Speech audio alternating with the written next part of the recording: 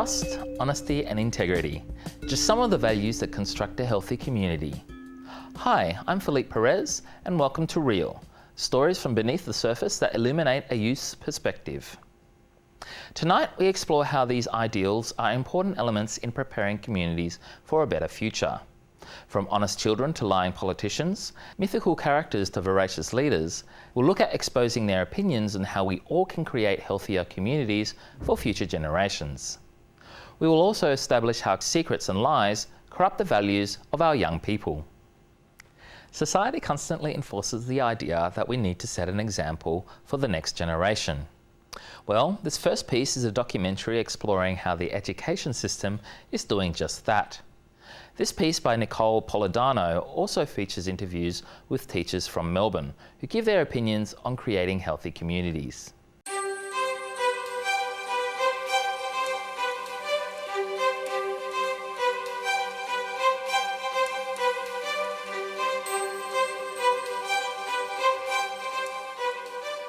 My name's Paddy O'Reilly and I teach writing autobiography this semester. Good relationships, I think, are about trust. And I like to think that I'm pretty honest with the students and I hope they can be honest with me. My name's Killian McNamara, and I've been teaching for 33 years now. I think you develop a good relationship with your students by trying to meet them at their level where they're at. Certainly not by talking down to them or preaching at them. They need to be prepared for a technologically enhanced future. My name's Greg Wade. I'm the principal of the college. I've been the principal here since 2006. Well, I think we need to, if we're going to ensure the prosperity of future generations, we need to look after the planet and be mindful of the fact that we've got a responsibility to look after it for those that are going to follow us. A healthy community is a community that has love. It is one in which people feel obviously included. I think a healthy community is how well any community looks after the poorest in its and the most socially disadvantaged in their communities. Welcome back. Safety within communities is a value in which agencies of the state are appointed to uphold. But what would happen if this trust were betrayed? How would this affect the community? This next segment, created by Darcy Gooding, entails the story of local policeman Chris McGeechan, who uses sport to create a safe space for kids and teach them about trust. We've done this program 257 times. It's our 257th session today. My name's Chris McGeechan. I'm a Youth Resource Officer with the Victoria Police. I have been so for the last 10 years. I cover the city of Yarra, and the majority of it's in high-rise flats like these ones at Richmond, around sport and recreation, so proactive programs with all of our young people. Unfortunately, a lot of our stats show us that a big percentage of our crime comes out of these establishments. Therefore, it's the best place for us to be set up working with the young people, giving them something to do, but also have the ability to form a relationship with the police officer that's positive, for them to see, the police do other forms of work. Play on! So, being a police officer and being here for the kids, that's the main premise, because the long-term goal is, to either connect them into the broader community if that's where they want to go and assist them getting there, which means they've got less time on their hands to, be sucked into this, what can be, quite an unhappy environment. This will be the last one! Who's going to take it out? I've known a lot of these kids for a long period of time, so you do get to know the truth behind them, just by being with each other, and they do with me as well. So, it's not all about smoke and mirrors, and we're all tiptoeing around and pretending that this didn't happen and that didn't happen. We're sort of rolling in the trenches together, and there's some safety in that.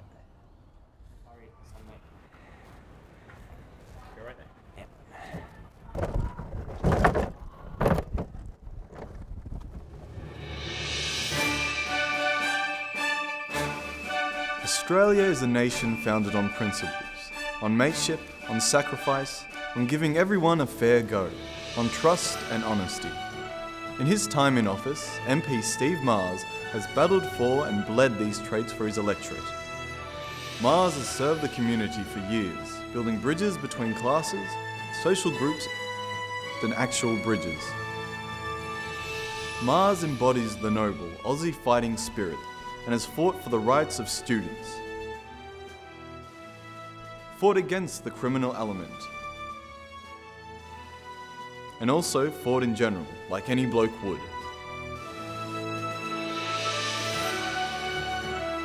So when you get to the polls, remember to re-elect the pillar of the community, Steve Mars, a trustworthy bloke. Brought to you by the Steve Mars government, sponsored by Steve Mars. We'll be right back after this.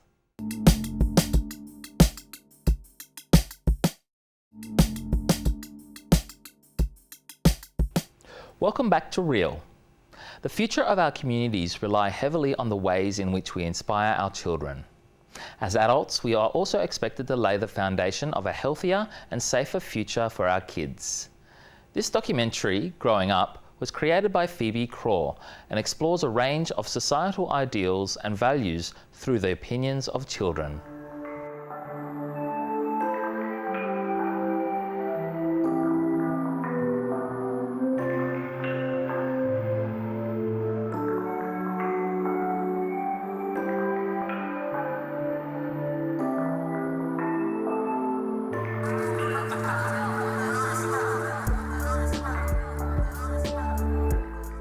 I'm Bede and I'm 11.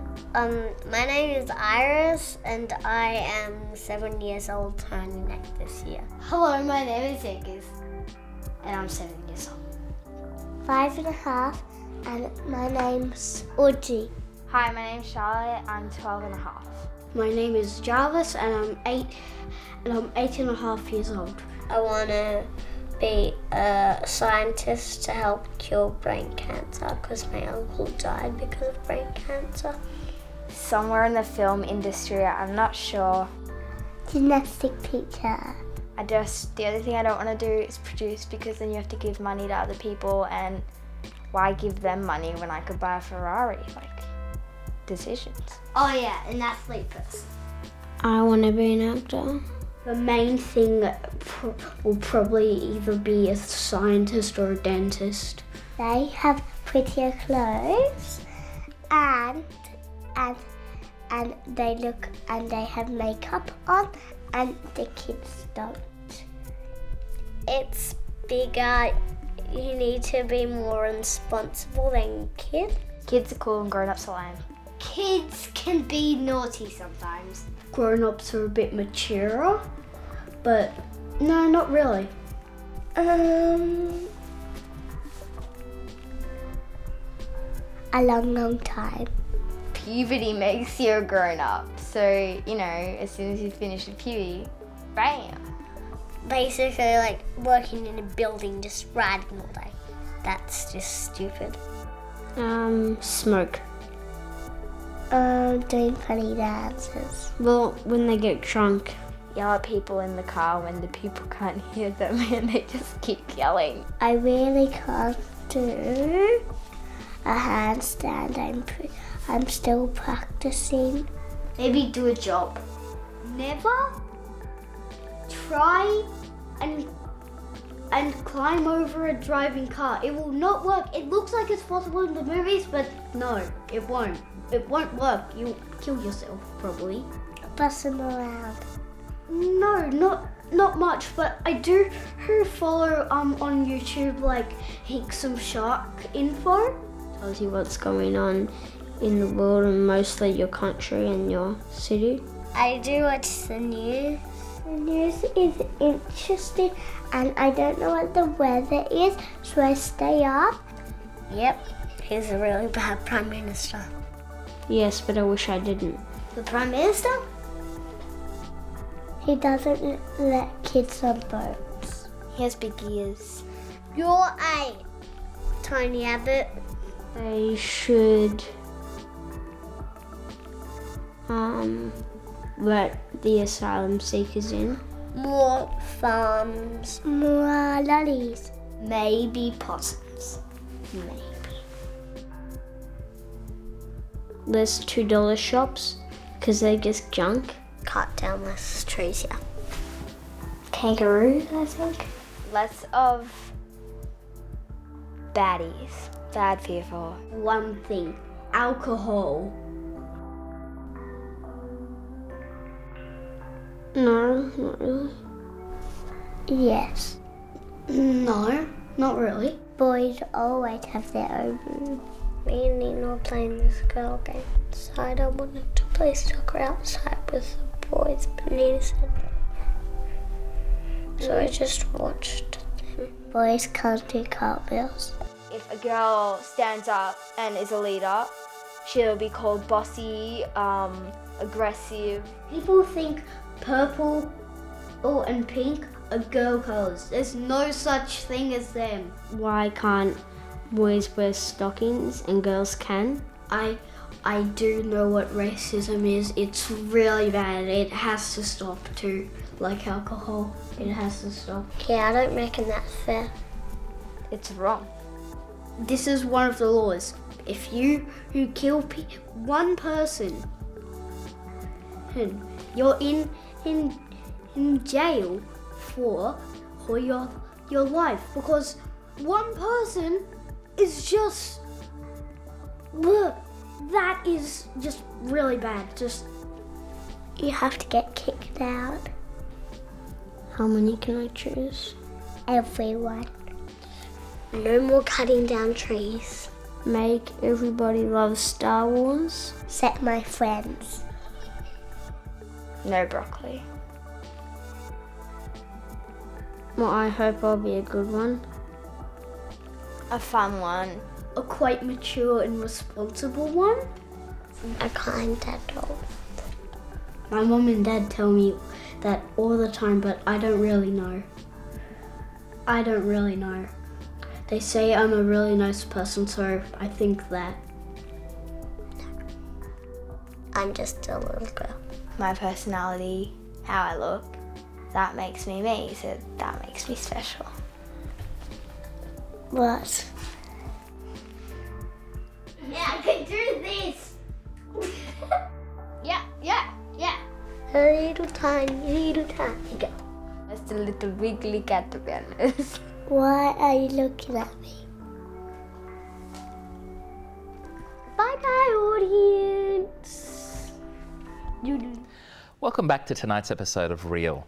The documentary we've just shown, Growing Up, showed many young people expressing honest opinions about the world we live in and how it shapes them as people.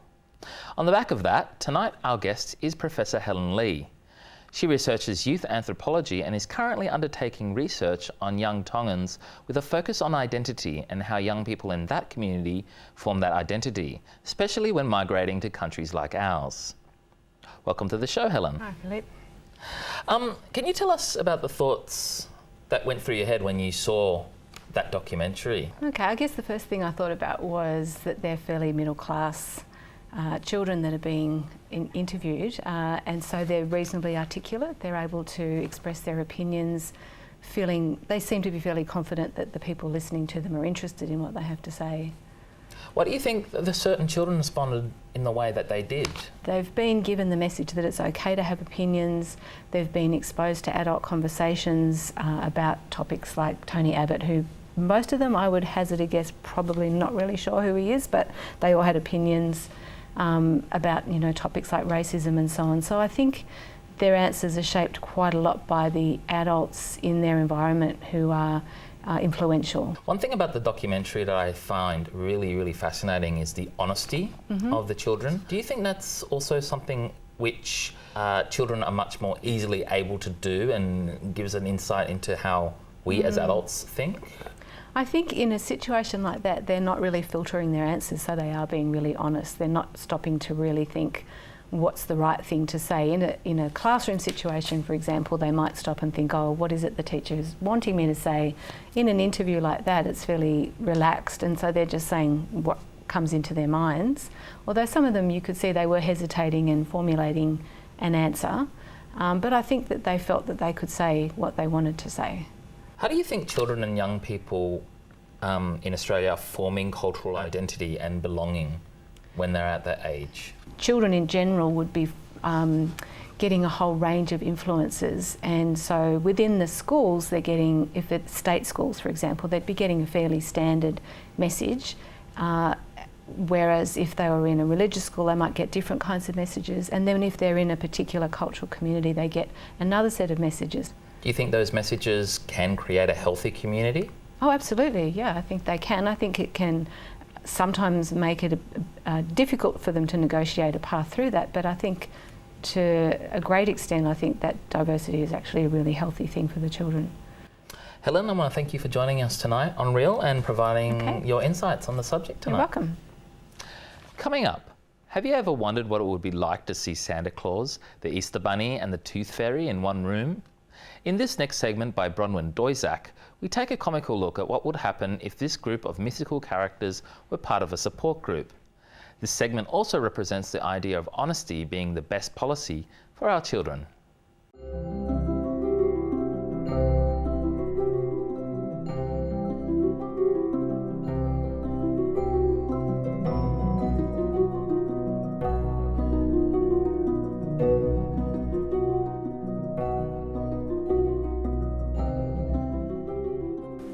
I can't believe it. No one believes in us anymore. I'm here. You're here. Even the Easter Bunny made an appearance. Mate. And no one believes us. It's disgusting. Can't believe it. Mrs. Claus, she's back in the factory with the elves. Well, the elves aren't real too. It's a tough time for us all, but Sam, he's just like a beacon of light for us. He's just such a cool guy. Like, he loves me, I know he does, but he just makes me feel so happy and everyone around him. I have all this money and I have all this spare time on my hands. Should come past the North Pole. Can I come, Santa? No, mate. No. I mean, my legs are so sore. But where are they getting this chocolate from without me? Where did it come from? Where?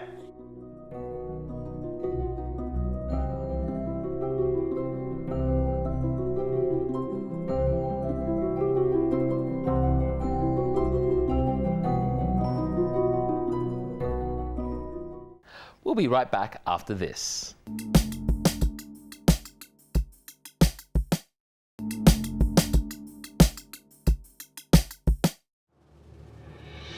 Re-electing Steve Mars should be priority one for Australian citizens. The law graduate has been dedicated to public service throughout his entire public career. He has helped put through an exhaustive amount of legislation in Parliament, including anti-illegal immigration laws and anti-same-sex marriage, while remaining a progressive force of change within the community, enjoying an open marriage with his wife of 18 or maybe 20 or so years.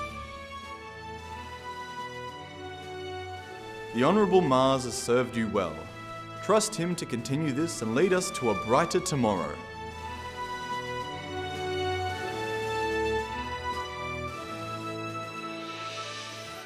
Brought to you by the Steve Mars government, sponsored by Steve Mars. The beginning of this episode focused on the idea of honesty and trust within communities. However, as our team further discussed this theme, we discovered that the majority of our ideas also fell into the concept of secrets and lies. What does this say about us as a society? This next clip, created by Haley Young, depicts the story of a young man who constantly lies to his friends. So, I met Nick quite a long time ago, and he seemed pretty cool at first, you know. He seemed pretty average, you know, nothing really that outstanding about him. But I kind of quickly learned that he was quite the liar. Yeah, he really didn't enjoy telling the truth. So yeah, stuff like he owned a Ferrari and like I think he said he had like a pet alligator once. Oh, and he said he could draw like Pablo Picasso or something. No, I wasn't lying about my ability to draw. Like I have done a few pieces of work. They're mostly featured in the Louvre. which is a bar around the corner from where I live at home. I was like a bit rushed. Like it's good, but I usually work with like water pastels and stuff. Yeah, that, I couldn't really believe that.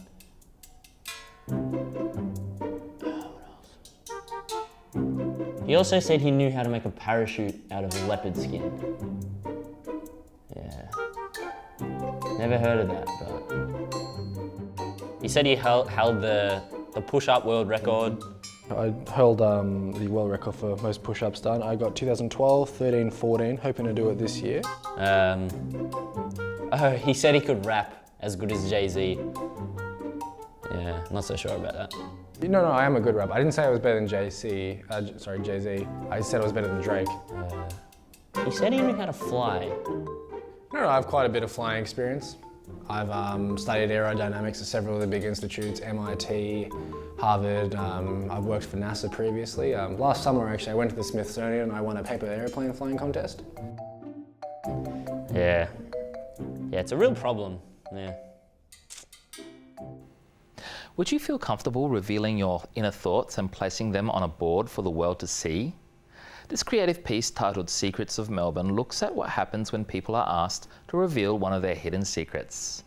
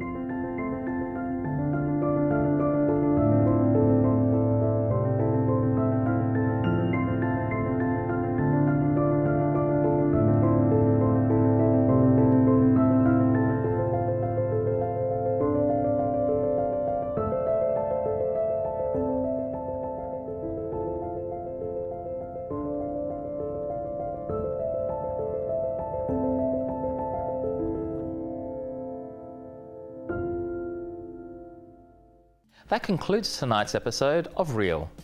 Tune in next week for an episode on local services in the community, titled More Than a Job. I'm Philippe Perez, and thank you for watching. Good night.